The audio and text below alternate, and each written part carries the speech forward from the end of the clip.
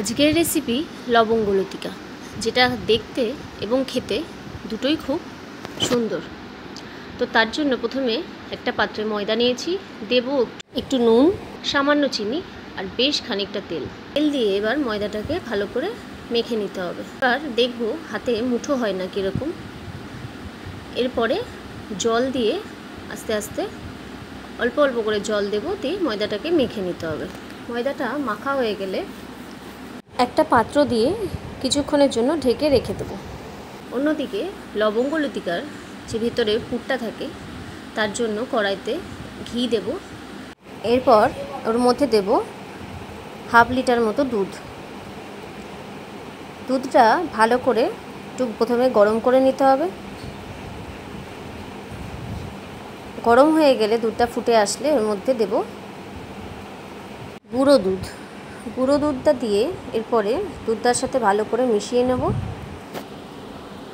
এরপরে দুধটা যখন বেশ খানিকটা কমে আসবে, এরপরে মধ্যে দেব গুঁড়ো চিনি। চিনিটা স্বাদ মতো দিতে হবে। চিনিটাকে ভালো করে দুধের সাথে মিশিয়ে নেব। এই যে বুঝতে পাচ্ছেন দুধটা অনেকটা কমে এসেছে, কালারও চেঞ্জ হয়ে গেছে আর দুধটা অনেকটা ঘনও হয়ে এসেছে। এটাকে আর ফোটাবো না, এটাকে এবার নামিয়ে দেবো। ঠান্ডা হয়ে গেলে এটা এমনি আরও গাঢ় হয়ে যাবে। এরপরে ময়দাগুলো যেটা মেখে রেখেছি সেটা থেকে লেচি করে নেব। লেচি করে এবার এগুলো লুচির আকারে বেলে নেব। একটা একটা করে লেচি নিয়ে লুচির আকারে বেলে এর মধ্যে এবার পুরটাকে দিতে হবে। যে ক্ষীরটা বানিয়ে রেখেছি দুধে, সেইটাকে মাঝখানটায় দেব। দিয়ে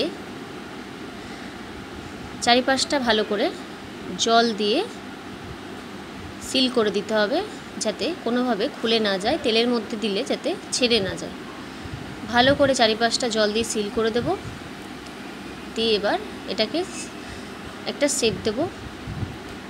এদিক ওদিক ভালো করে মুড়ে এটাকে উল্টো পিঠে ঘুরিয়ে দুদিকটাও ভালো করে জল দিয়ে এই যে এরকমভাবে ভালো করে সিল করে দেবো। আর মাঝখানে একটা লবঙ্গ ঢুকিয়ে দেবো।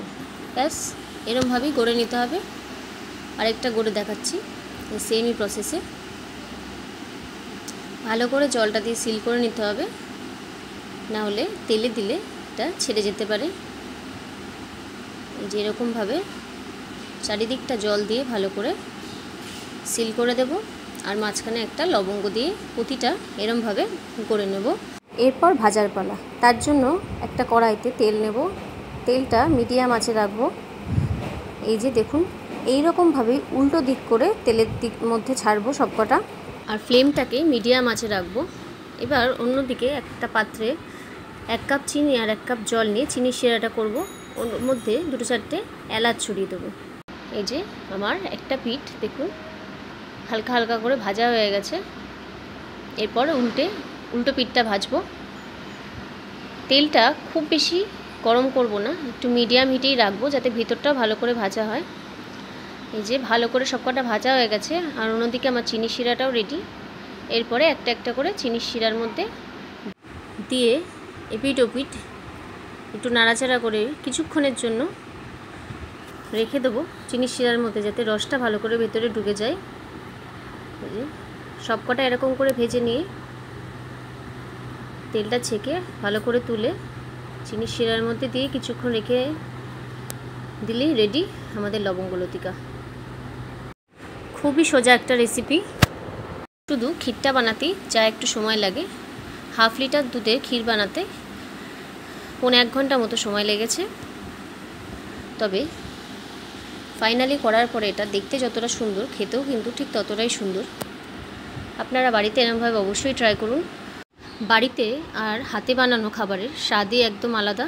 ভালো লাগলে ভিডিওটি অবশ্যই লাইক, শেয়ার এবং সাবস্ক্রাইব করে দেবেন।